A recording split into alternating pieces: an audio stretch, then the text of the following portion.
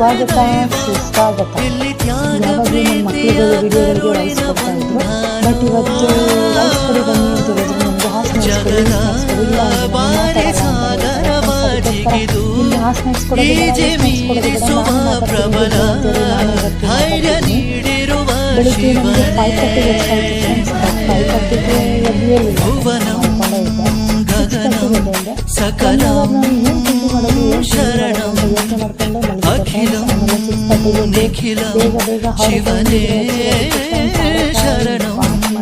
ಎದ್ದು ಬಾಕ್ಸ್ ಹಾಕಿ ಅವ್ರಿಗೆ ಬಾಯ್ ಬಾಯ್ ಹೇಳಿ ಮನೆಗೆ ಬಂದು ನನ್ನ ಮಕ್ಕಳಿಗೆ ಏನು ತಿಂಡಿ ಮಾಡಿಕೊಡೋದು ಅಂತ ಯೋಚನೆ ಮಾಡ್ತಾ ಇದ್ದೆ ಫ್ರೆಂಡ್ಸ್. ಯಾಕೆಂದರೆ ನನಗೆ ಪಲಾವ್ಗೆ ಖಾರ ಮಾಡಿಸ್ತೀನಿ ಫ್ರೆಂಡ್ಸ್.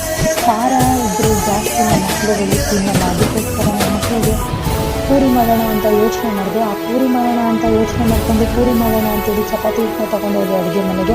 ಅಷ್ಟರಲ್ಲಿ ನನ್ನ ಮಗಳು ಅವಲಕ್ಕಿ ನೋಡಬೇಕು ಫ್ರೆಂಡ್ಸ್. ಅವಲಕ್ಕಿ ನೋಡಿ ಅಮ್ಮ ನನಗೆ ಅವಲಕ್ಕಿ ಮಾಡಿಕೊಡು ಅಂತಂದರೆ, ಇಲ್ಲ ಕಡೆ ನನಗೆ ಪೂರಿನೇ ಮಾಡೋದು, ಪೂರಿ ತಿನ್ನಿ, ನಾವೇ ಅವಲಕ್ಕಿ ಮಾಡ್ಕೊಡ್ತೀನಿ ಅಂತ ಹೇಳಿ ಇಲ್ಲ ಅಮ್ಮ ನನಗೆ ಅವಲಕ್ಕಿನೇ ಇತ್ತು ಮಗಳೇ ಅಂತೇಳಿ ಅವಲಕ್ಕಿ ಮಾಡಿ ಕೊಟ್ಟು ಅವ್ರು ತಿನ್ನೋದೆಲ್ಲ ಮಗನಿಗೆ ಪೂರಿ ಮಾಡಿ ಪೂರಿ ತಿನ್ನಿಸ್ಕೊ ಫ್ರೆಂಡ್ಸ್. ತಿಂಡಿ ಎಲ್ಲ ಆಯಿತು. ಸ್ವಲ್ಪ ಹುಳಿಕಾಳು ಹುಳಿಕಾಳುಗೆಲ್ಲ ಹುಳ ಆಗಿಬಿಟ್ಟು ಅದಕ್ಕೋಸ್ಕರ ಹುಳಿಕಾಳು ಸೋಸಿ ಅವರೆಕಾಯಿನ ಫ್ರಿಜ್ಜಲ್ಲಿ ಇಡ್ತೆ ಫ್ರೆಂಡ್. ಅಷ್ಟರಲ್ಲಿ ನನ್ನ ಮಕ್ಕಳು ರೂಮಲ್ಲಿ ಸಿಯಾರಿಗಳೆಲ್ಲ ಕಟ್ಕೊಂಡು ಆಟ ಆಡ್ತಾಯಿದ್ರು.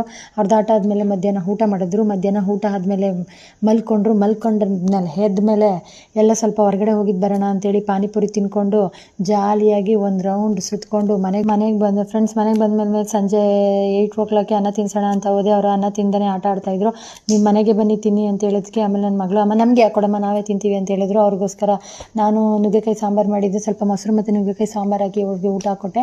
ಅವರು ಊಟ ಮಾಡಿಕೊಂಡು ಸ್ವಲ್ಪ ಉಯ್ಯಾಲೆ ಆಡ್ಕೊಂಡು ಮಲ್ಕೊಂಡ್ರು ಫ್ರೆಂಡ್ಸ್. ಇಷ್ಟೇ ಫ್ರೆಂಡ್ಸ್ ಇವತ್ತಿನ ಬ್ಲಾಗ್.